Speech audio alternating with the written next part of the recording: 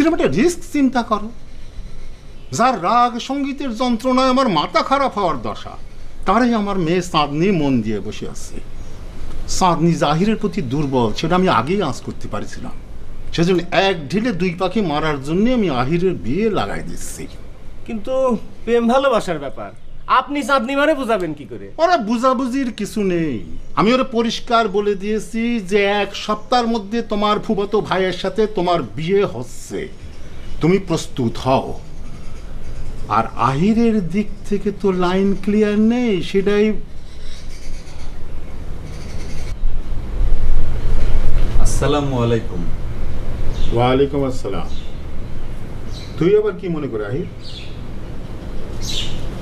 আপনার কাছে আমি একটা আরজি নিয়ে আসছি। আরজি? আরজি আবার কি? এমন তেমন আরজি যেন করিস না যেটা শুনলি পরে আমার মেজাজ বিগড়ে যায়। আরজিটা মানে হচ্ছে, আমি আপনার কাছে একটা জিনিস চাইতে আসছি। জিনিস চাতি এসেছিস মানে?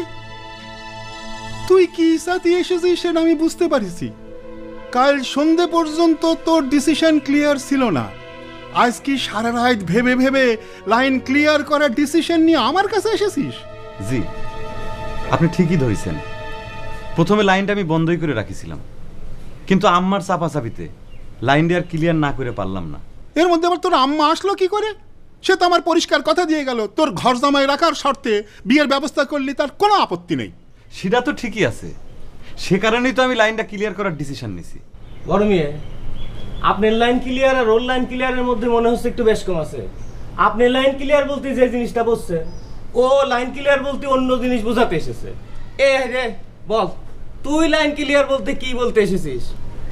না, লাইন ক্লিয়ার মানে হচ্ছে যে আমি তো এতদিন বিয়েতে রাজি ছিলাম না, কিন্তু এখন মায়ের চাপাচাপিতে রাজি না হয়ে আর কোনো উপায় নেই, রাজি হয়ে গেছি।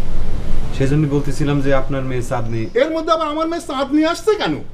যখন আপনার মেয়ে চাঁদনি আমার এই খবর দিল যে আপনি আমার ঘর জামাই রাখার শর্তে বিয়ে দিচ্ছেন, তখন আমার খুব রাগ হয়েছিল। কিন্তু শেষে মায়ের কাদাকাড়ির ঠেলায় আমি রাজি হতে বাধ্য হয়েছি। কিন্তু আবার কিন্তু কি? আপনি যে 48 ঘন্টার মধ্যে আমার বিয়ের আয়োজন করতে চাচ্ছেন, সেটা কিছুদিন পিছিয়ে দিতে হবে। না, এটা সম্ভব না। কিছুদিন মানে কি, কিছু ঘন্টাও পিছানো সম্ভব না। মেয়ে রেডি তো বিয়ে রেডি, এটা নিয়ে আর কোনো কথা বলবা না। তোমার ভ্যাবানী সঙ্গীতের জ্বালা আমাদের কানের যে অবস্থা, তাতে আরেকটু প্রেশার পড়লে পরে সবাই ঠাসা হয়ে যাবে। এই গ্রামে তোমার আর ভ্যাবানী সঙ্গীত চর্চার সুযোগ দেওয়া যাবে না। নাকি অন্য কোনো প্ল্যান নিয়ে কথা বলতে এসেছিস? আরে যা যা, বাড়িতে যে বিবাহের প্রস্তুতি নেগা, শাকরার দোকানে যে নববধূর জন্য সোনাদানা কেনগা, যা যা, যে কোনো সময় বিয়ে লেগে যেতে পারে। যা।